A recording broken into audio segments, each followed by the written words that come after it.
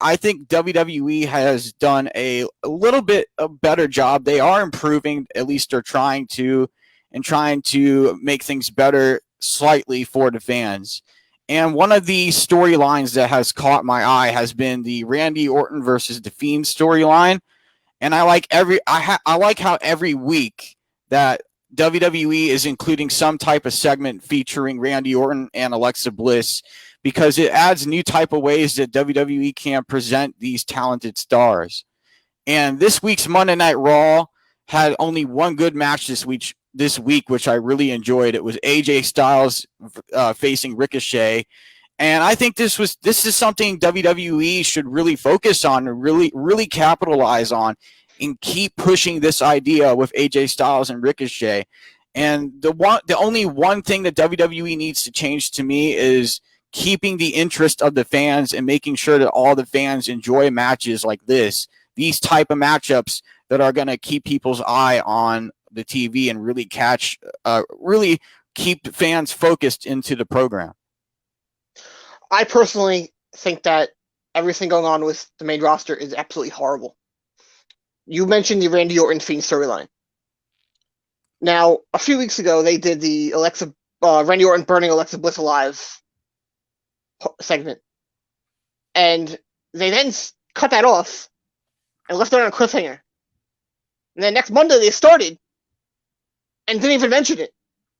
Like, did you kill this person and not say anything? It's just really weird.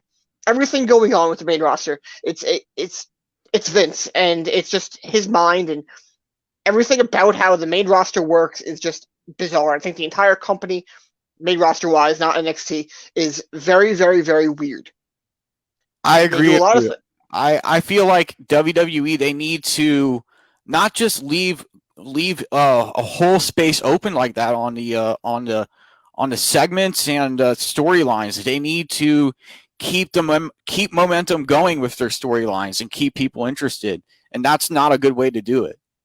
No, it's not. They're not what they used to be when it came to storytelling. I don't know if it's the PG. I don't know if it's because they're a publicly traded company, but they don't do as much. It's a very, very child-oriented show now. And that is what drives away the hardcore fan base, because you had so many people growing up with WWE being the only product after WCW went down. And they saw SmackDown in the Ruthless Aggression era being phenomenal to watch. Monday Night Raw was 10 times better than it is now. And now it's just not what it is when you compare what it always was. Now you have these people who are adults and they're going to New Japan, they're going to AEW, and they're watching NXT.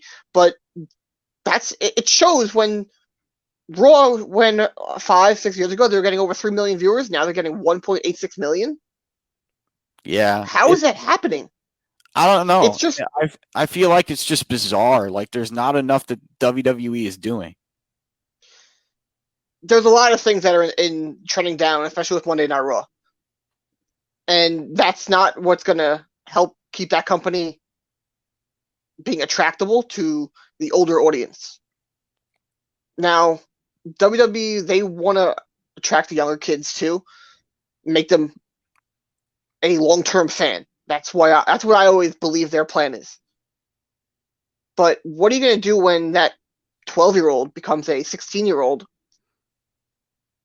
They're not going to want to watch some of this stuff that's going on the main roster. They're not going to want that. No. They're going to go want to watch more of an adult-rated product. Exactly. They're going to go to AEW or New Japan. They're going to go to the better adult-rated product. So what exactly is it that you enjoy from the Randy Orton Fiend storyline?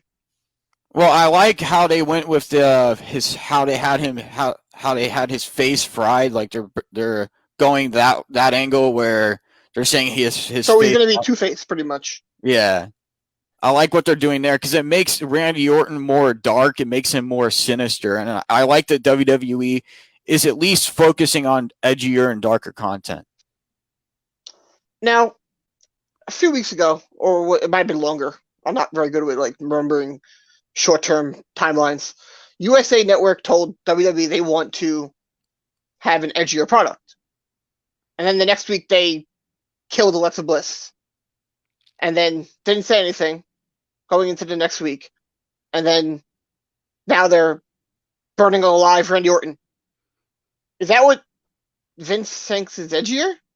Let's take fire and kill our wrestlers. I just don't understand what is going on. I don't think that's an edgier product just because you're potentially burning people. I think Vince is just out of touch, and they need to build a superstar that makes you want to tune in and watch. They don't have that. No, they That's don't. not the Fiend. Nobody on Monday Night Raw, nobody on SmackDown makes me excited to watch the product. And everyone on that roster, except for AJ Styles, makes me want to take a fork and stab myself in the eye. That is how horrible it is to watch this product. It is terrible.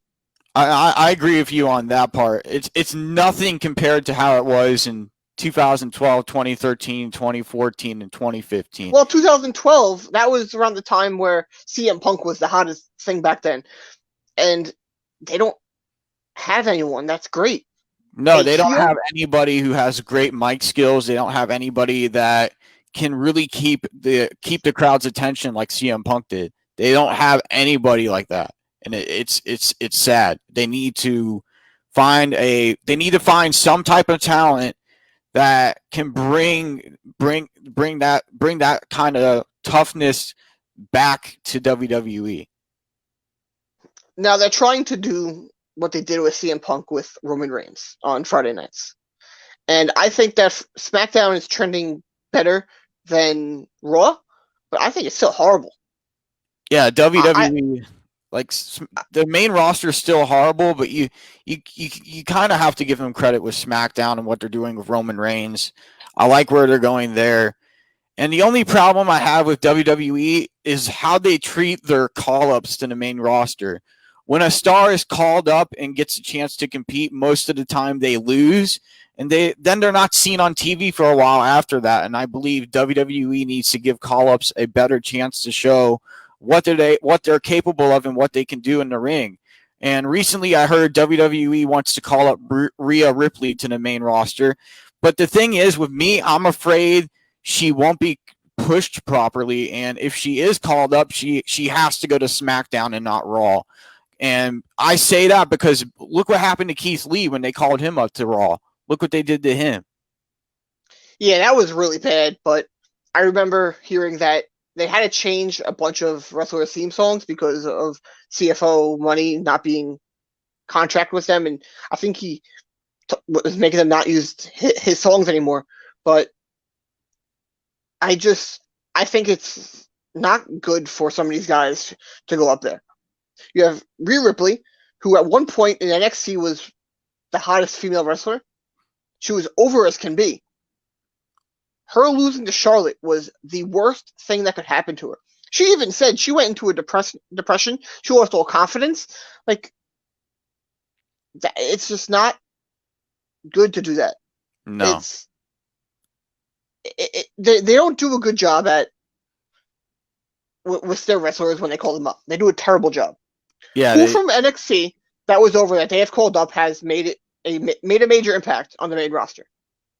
0. Well, I'll give Steen or Owens a Kevin credit. Owens has, yeah. Kevin Owens has made a big impact. But him, AJ now Styles, AJ Styles was never in NXT. Oh yeah. Rollins and Roman, they came up from NXT, but that was really before NXT was really a major thing. Yeah. They came up with the Shield and they immediately pushed him to the moon. And they don't really do that anymore. No. With Rhea Ripley, do you think the WWE pushing her do you think putting her on the main roster is a good idea right now? Or do you think they should just keep her in NXT more and keep trying to build her as a character, build her in her in-ring competitiveness, and try to keep the momentum on her and keep the focus on her? I think until the pandemic is over and they have crowds, they should keep as many people in NXT as possible. because they're going to go up, have a fake crowd reaction, and then just do nothing. Because that entire company is all just robots, and they don't know how to react without a crowd. You watch Impact, you watch, just Impact right now, because New Japan, AEW had the crowd. Impact has no crowd. Their wrestlers they're doing great. I love Impact. I started getting into it when Kenny got on there. I think they're doing a phenomenal job with no crowd. They're not forcing a fake crowd reaction every time out there. Yeah, I don't like WWE's doing that, and that's why they need to bring crowds back soon. They have to at some point, because if you saw the segment between Goldberg and Drew McIntyre on Raw at Legends Night, that crowd, there was the crowd reaction where that was just no, it was bad. Like when I was watching NXT this weekend, I don't watch it live. I watch it on the network after it comes out. They had Toni Storm and Mercedes Martinez, and they had a fake booing come over on the show when they got announced. If there were fans there, they were not booing Toni Storm and Mercedes Martinez. No. Ever. No.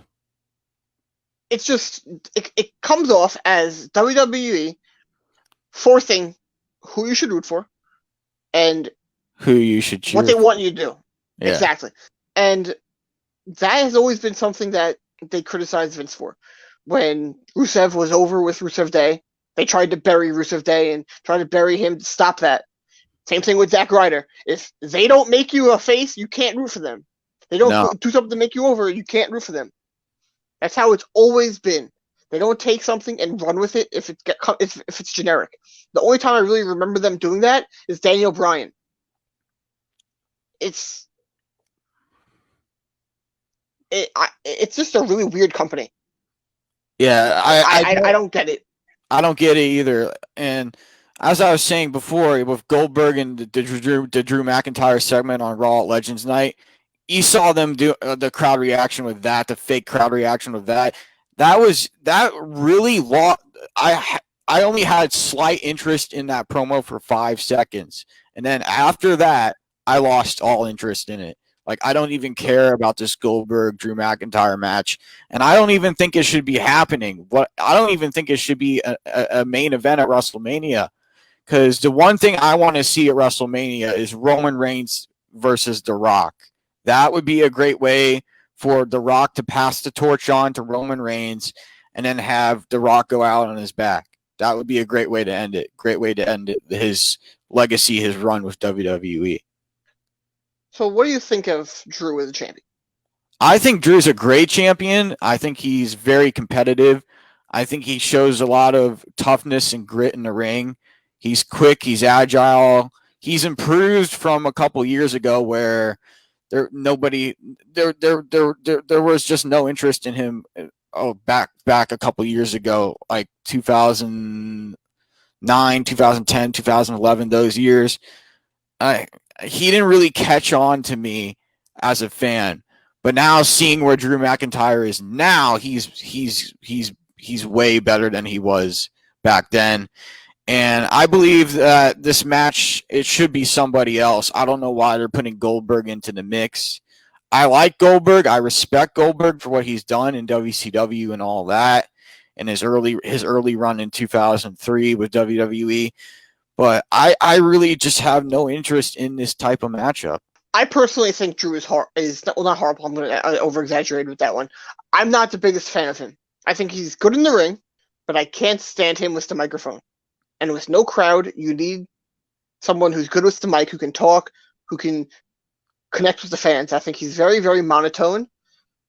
I don't think he's the guy right now. He could be later on, but I think he needs someone to talk for him right now with no crowd. It's just and that's part of the thing. You have him as a champion, and the ratings are just going down, down, down.